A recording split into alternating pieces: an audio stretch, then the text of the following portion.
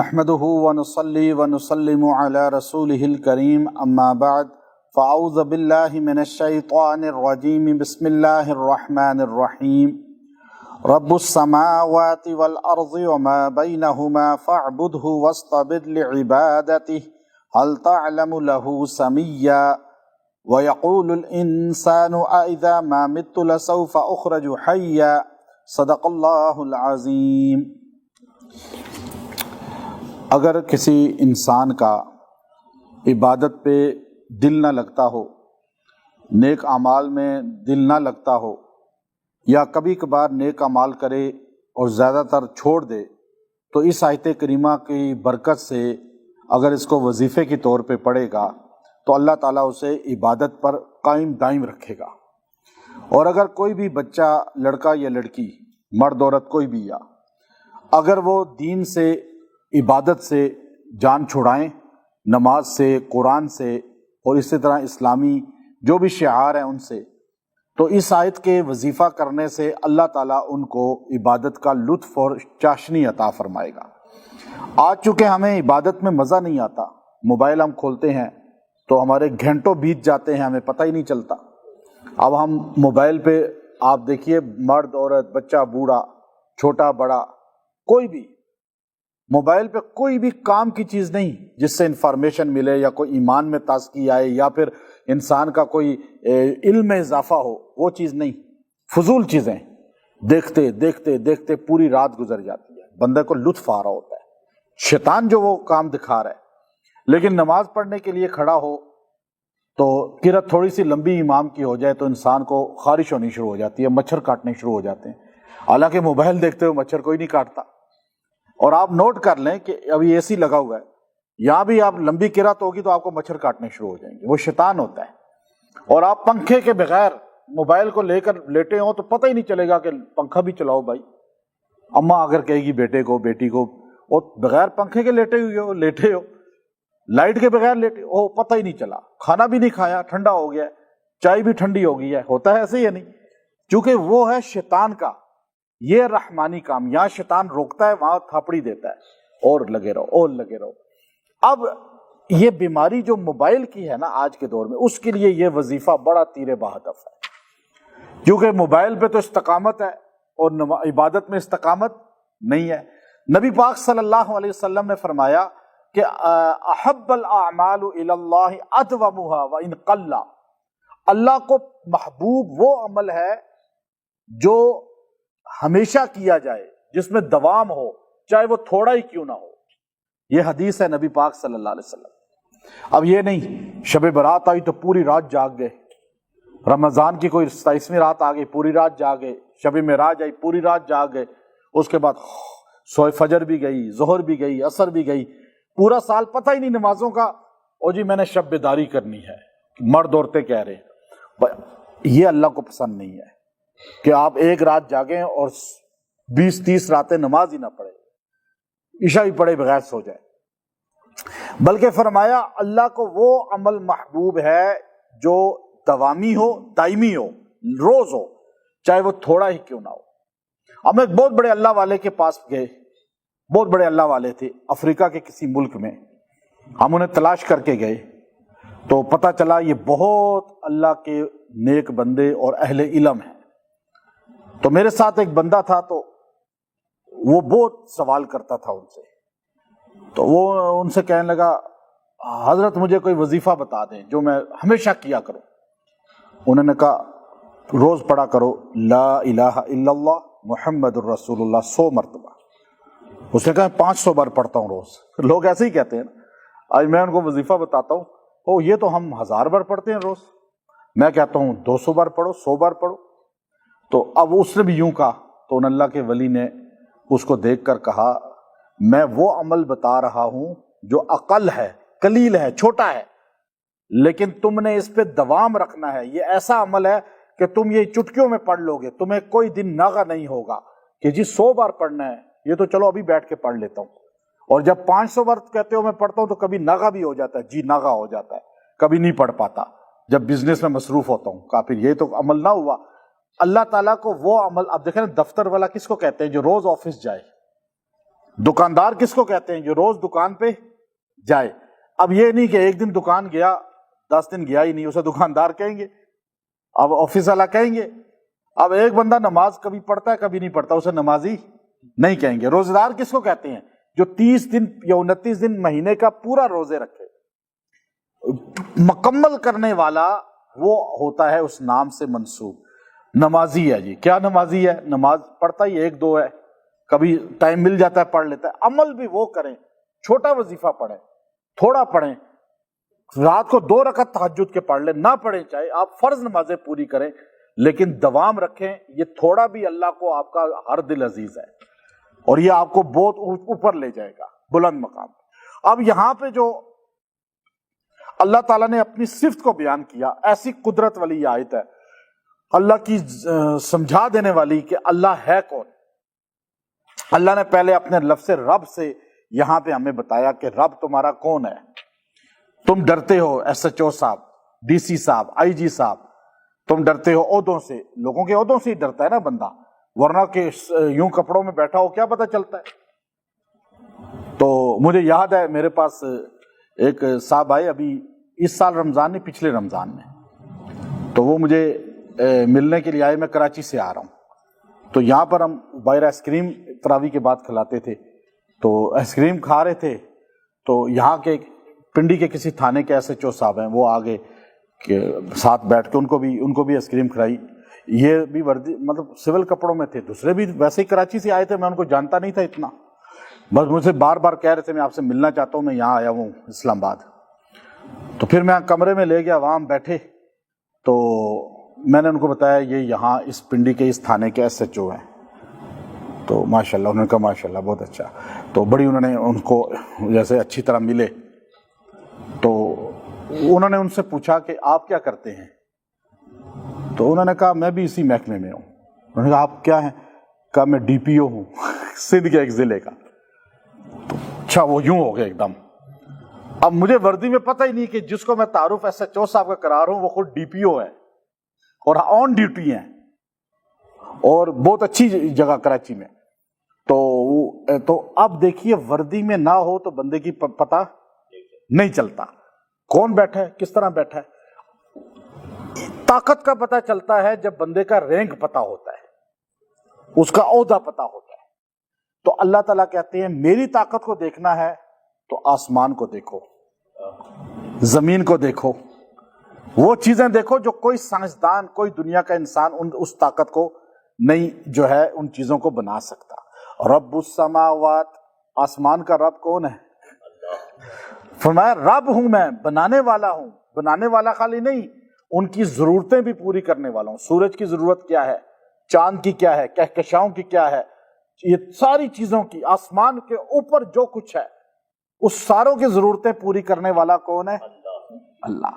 پھر فرمایا رب السماوات والارض، اور زمین کا اور زمین کے اندر ہر چیز کا. یہ درختوں کو کیا چاہیے، یہ پھلوں کو پھولوں کو کیا چاہیے، یہ پہاڑوں کو کیا چاہیے، سمندروں کو کیا چاہیے، سمندر کے اندر جو ہے ان کو کیا چاہیے، زمین کے اندر تخت سرا تک سب کا رب کون ہے؟ اللہ نے کہا میری طاقت دیکھو، پھر تمہیں پتہ چلے گا تم کس کے آگے سجدہ کرتے ہو، تم کس کے آگے روتے ہو. تم یہ چھوٹے چھوٹوں کے سامنے رونا چھوڑ دو، میری مخلوق کے سامنے ہاتھ پھیلانا چھوڑ دو. تمہیں پتہ چلے کہ تم ایک طاقت کے پیروکار ہو، ایک طاقتور کے تم بندے غلام ہو. تم کسی عام کے نوکر نہیں ہو بلکہ کس کے نوکر ہو؟ اللہ کے. پھر فرمایا وما بینہما، اور یہ بیچ میں جو کچھ ہے اس کے اندر، یہ درخت ہیں، ہم ہیں، جنگلات میں رہنے والے جانور ہیں، چوپائے ہیں، پرندے ہیں، بیچ میں جو کچھ ہے اس سارے کا پالنے والا بھی میں ہوں، اللہ کہتا ہے. اور پھر اللہ نے فرمایا اب بتاؤ مجھے، تمہیں میری طاقت کا پتہ چلا؟ فاعبدہ، پس میری ہی عبادت کرو، میرے علاوہ کسی کو حاجت روا نہ سمجھو، مشکل کشا نہ سمجھو، کسی کو میرے علاوہ طاقتور مت سمجھو.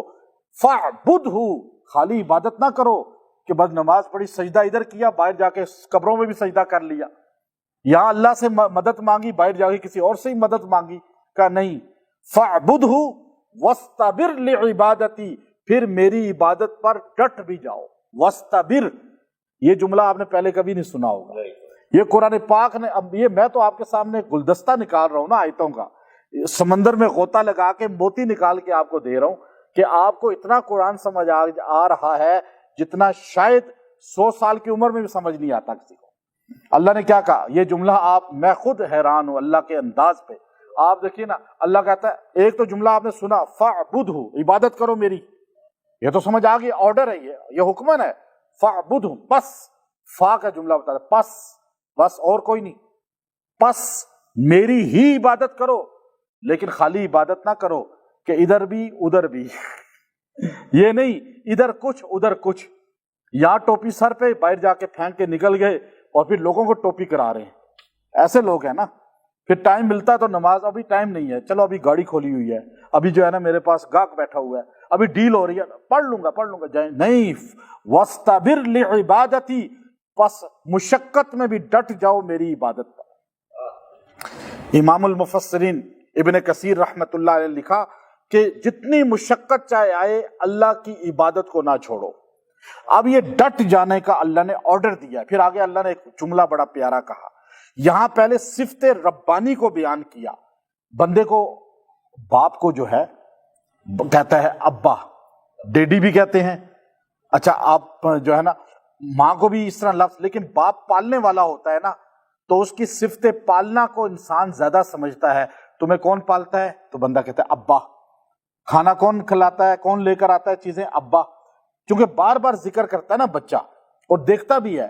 اللہ تعالیٰ یہ کہتے ہیں وہ مجازی تمہارا پالنے والا ہے جس میں تم کسی کو شریک نہیں بناتے. جو مجازی آپ کا پالنے والا ہے، حقیقی نہیں ہے باپ. حقیقی کون ہے؟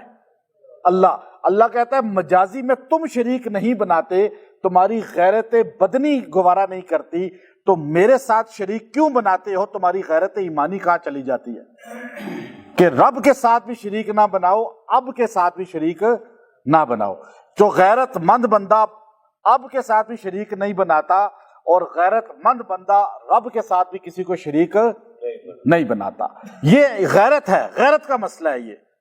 یہ کوئی انسانیت کا مسئلہ نہیں ہے خالی کہ بس جی فلاں مسلک نہیں.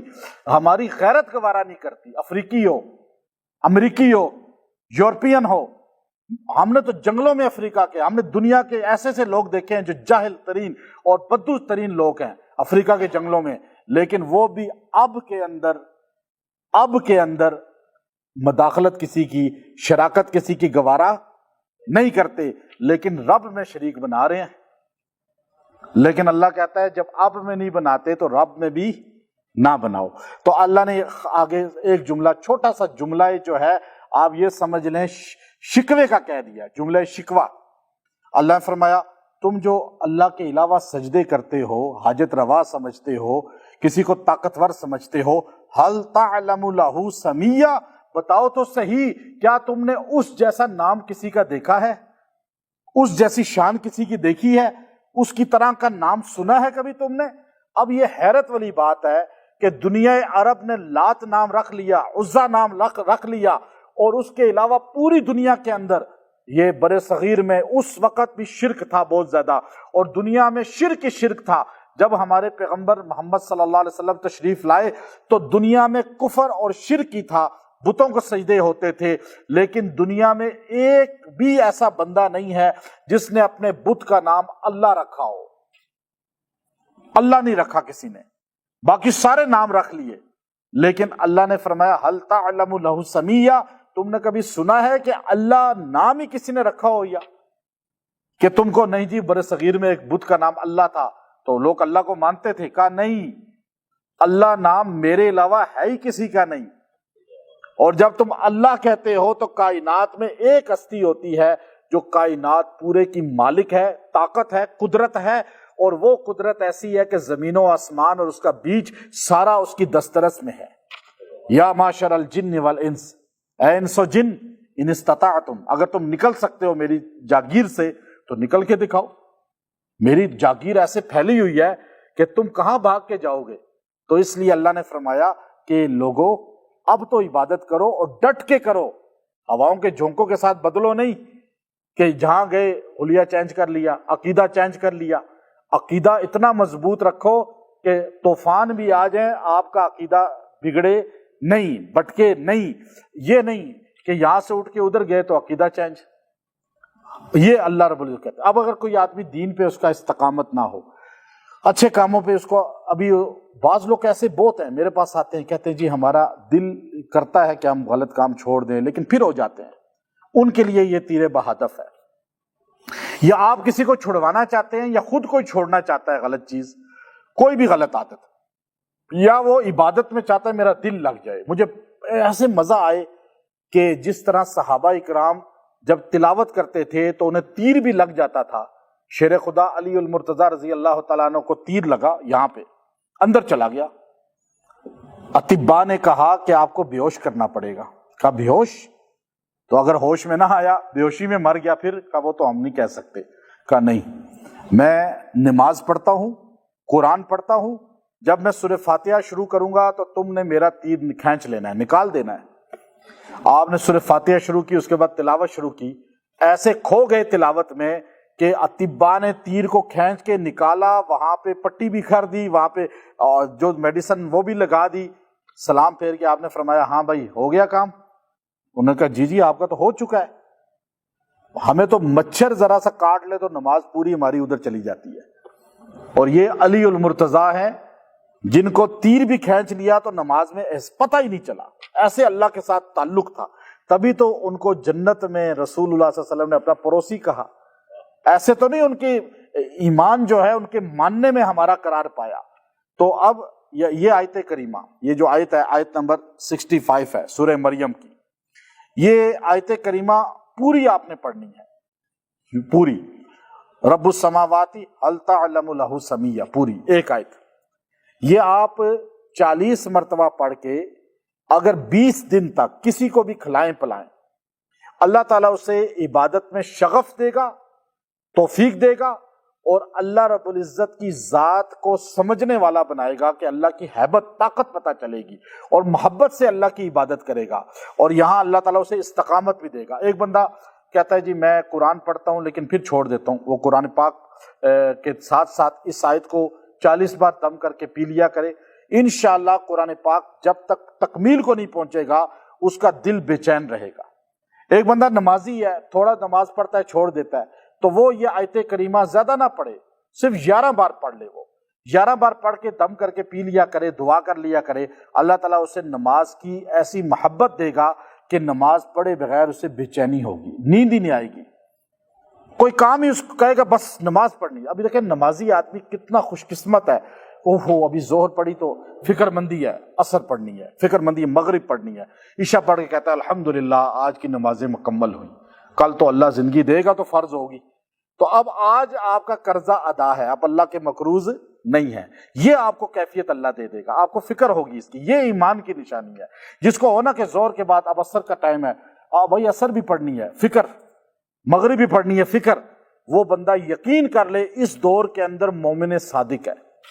بے شک چھوٹی موٹی غلطیاں بھی اس سے ہوتی ہیں، پھر کوئی آدمی لڑکا یا لڑکی بٹک جاتے ہیں، گمراہ ہو جاتے ہیں، نماز نہیں پڑھتے، قرآن نہیں پڑھتے، اچھی اسلام والی چیزوں سے بھاگ رہے ہیں، تو ماں باپ اس کو 40 بار دم کر کے 20 دن تک پلائیں، یا غائب ہے تو دعا کریں، یا میاں بیوی میں کوئی ایسے ہے تو انشاءاللہ اللہ تعالیٰ انہیں دین کی سمجھ دے دے گا، دین کی سمجھ کی توفیق دے دے گا، اور اس کی برکت سے بہت سے لوگوں کو استقامت اللہ نے دی ہے۔ اور خاص طور پہ جو لوگ تبلیغی جماعت میں جاتے ہیں، اب وہ ان کا ہوتا ہے کہ روزہ لگا لیا، چلہ لگا لیا، اور اس کے بعد آ کے غائب، بالکل مسجد سے بھی غائب ہو جاتے ہیں، یا بعض کا ان کو وہ اعمال کی توفیق نہیں ملتی، تو وہ اگر اس کو 11 بار روز پڑھ کے پانی پہ پی لیا کریں، وہ جو نیک کام کیے، یا حج پہ گیا ہے، عمرے پہ، روزہ رسول پہ گیا، کعبے میں گیا، اب وہاں عبادت میں مزہ آ رہا ہے، ادھر آ کے ختم، نمازیں بھی ختم اور توفیق بھی ختم، تو وہ اسی طرح 11 بار روز دم کر کے پی لیا کریں اور دعا کیا کریں، اللہ تعالیٰ انہیں وہی نورانیت یہاں استقامت کے ساتھ دے گا۔ اور اسی طرح کوئی بھی اچھے ماحول میں، رمضان کا مہینہ آیا یا کوئی اور محرم کا مہینہ آیا یا کوئی ربیع الاول کا، آپ نے دیکھا بہت ماحول آ گیا ہے، اور اب آپ یہی پورا سال رہے آپ کا، تو آپ 11 بار کم سے کم اسے پڑھ کے پانی پہ پی لیا کریں، دعا کر لیا کریں، یہ آپ روز پڑھ سکتے ہیں، انشاءاللہ اس سے آپ کو استقامت اللہ دے گا۔ وآخر دعوانا الحمدللہ رب